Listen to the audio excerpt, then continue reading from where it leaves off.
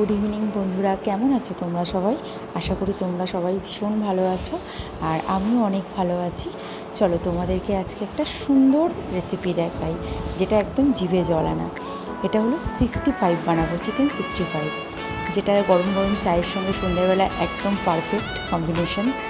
তো যার জন্য আমি এখানে 1 কেজি বোনলেস চিকেন নিয়েছি। চিকেনটাকে আমি ছোট ছোট পিস করে কেটে নিয়েছি, চিলি চিকেনের মতন। আর এখানে একটা মশলা নিয়েছি, যেটাতে থাকে আদা, রসুন, গোলমরিচের গুঁড়ো, শুকনো লঙ্কার গুঁড়ো, বিট লবণ আছে, আর আছে একটু গরম মশলা, টক দই আর ভিনিগার।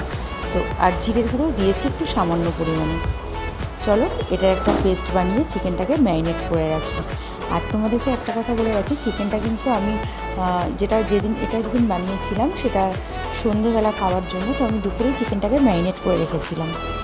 আর দেখো এখানে দিয়ে দিচ্ছি কিছুটা পরিমাণ কারি পাতা দিলে 65-এর টেস্টটা আরও মজাদার হয়।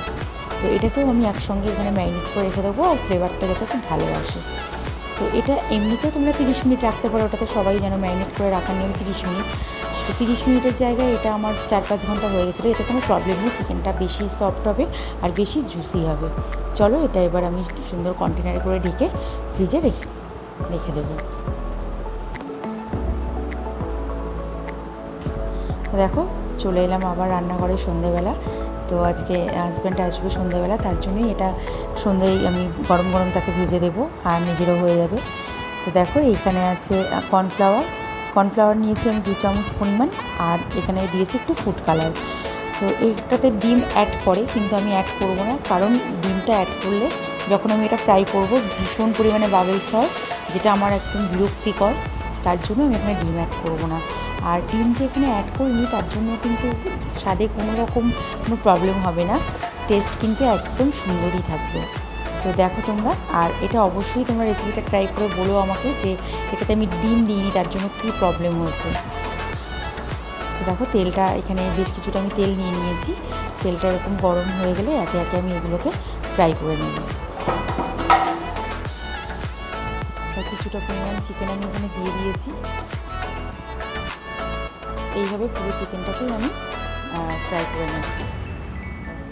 কিছুটা হয়ে গেছে, আরও কিছুটা হচ্ছে। এবার আমি চিকেনটাকে পুরো সরিয়ে নিয়েছি, কড়াইটাকে সুন্দর করে পরিষ্কার করে কড়াইটাকে সামান্য পরিমাণে আমি তেল দিয়েছি।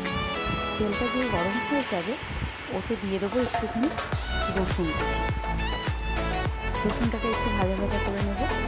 তার মধ্যে দিয়ে দেবো আমি একটু কারি পাতাগুলোকেও একটু ভাজা করে নেব। দেবো কাঁচা লঙ্কা কুচি, যে যেমন ঝাল খাবে সেরকম দেবো, দিয়ে এটাকে একটু ভাজা ভাজা করবো আগে। আর যেহেতু কারি পাতাটা পড়েছে এটা দারুণ গন্ধ আসবে, রসুনটাও হয়ে গেলে সেটা খুব সুন্দর গন্ধ আসবে। আর এবার দেবো আমি এখানে, দেখো ভাজা ভাজাটা হয়ে গেছে। এবার আমি এর ভিতরে সোয়া সস আর টমেটো সসটা অ্যাড করবো। দেখো সোয়া সস দিয়েছি আর টমেটো সস দিয়েছি পরিমাণ মতন, তবে বেশি দেবো না, যেহেতু এটা চিকেন 65 তো এর কোনো গ্রেভি হবে না, তার জন্য। এবার আমি চিকেনগুলোকে এর ভিতরে অ্যাড করলাম। এইবার নাড়াচাড়া করবো একটু, সাথে সাথে এগুলো একদম টানা টানা হয়ে যাবে। দেখো কত সুন্দর লাগছে দেখতে। আর উপর থেকে ছড়িয়ে দেবো একটু সাদা তিল। তো কেমন লাগলো আজকের রেসিপিটা অবশ্যই জানিও, আর খেতে তো দারুণ হয়েছিল। চলো দেখা হবে আবার অন্য কোনো ভিডিওতে। টাটা।